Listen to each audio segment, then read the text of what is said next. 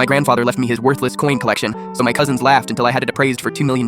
Grandpa Holden died on a Tuesday. By Thursday, the vultures were circling. My cousins descended on his modest ranch house like locusts, eyeing the antique furniture and jewelry collection. My Aunt Patricia made a beeline for the china cabinet, while my Uncle Warren started measuring the vintage dining set. The will reading's tomorrow, I reminded them. Patricia waved me off, just getting a head start on organizing everything. The next day, we sat in Lawyer Fitzpatrick's cramped office as he read Grandpa's will. The good stuff, the house, the cars, the investments, went to my Uncle Warren, the eldest son. My cousins split the jewelry and antiques. Various relatives got smaller cash amounts. Then Fitzpatrick cleared his throat. To my grandson Theo, who spent every summer helping me catalog my collection, I leave my complete coin collection and all related materials. The room went silent. Then my cousin Brianna snorted. Seriously? Those dusty old pennies in mason jars? My cousin Chad laughed. Grandpa tried to show me those things every visit. Total junk. Sorry, Theo. Uncle Warren patted my shoulder. Don't feel bad. At least you got something. Patricia whispered loud enough for everyone to hear. Poor Theo. Always was Holden's favorite, and this is what he gets. I said nothing. Grandpa had spent countless hours teaching me about those coins, their history, their origins, how to identify valuable pieces. While my cousins were outside playing, I was learning about mint marks and rare dates. After the reading, I drove to Grandpa's house.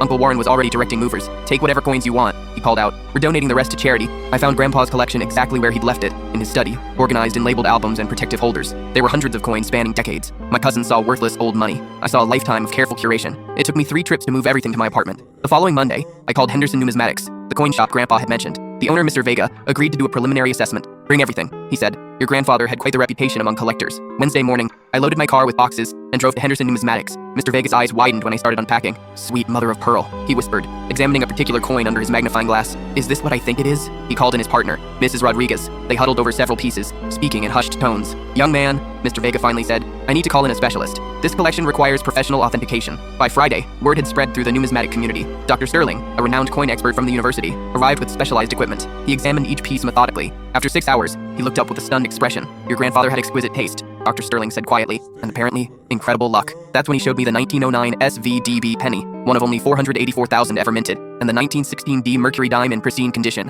and the 1893 S Morgan silver dollar that made his hands shake. Conservative estimate? Dr. Sterling said, his voice barely above a whisper. You're looking at somewhere between $1.8 and $2.2 million. I sat in stunned silence. Mr. Vega nodded gravely. Your grandfather knew exactly what he had. He'd been building this collection for 60 years. I thought about my cousins laughing, about Uncle Warren's condescending pat on the shoulder, about Patricia's whispered pity. I need official documentation, I said. Dr. Sterling handed me his card. I'll have a complete appraisal ready by Tuesday, but I'm telling you now, this is one of the most valuable private collections I've ever seen. I drove home in a daze. That evening I called my mom to tell her the news. $2 million? She gasped. Theo, are you sure? Getting it officially appraised next week? There was a long pause. Have you told anyone else? Not yet. Maybe keep it quiet until you decide what to do. But word was already spreading. Dr. Sterling had mentioned the discovery to colleagues. Mr. Vega's shop was buzzing with rumors. By Monday morning, my phone was ringing. Theo? It was cousin Brianna, her voice suddenly sweet. I heard the craziest rumor about Grandpa's coins. I couldn't fit what happens next in this short video. Watch the rest down below.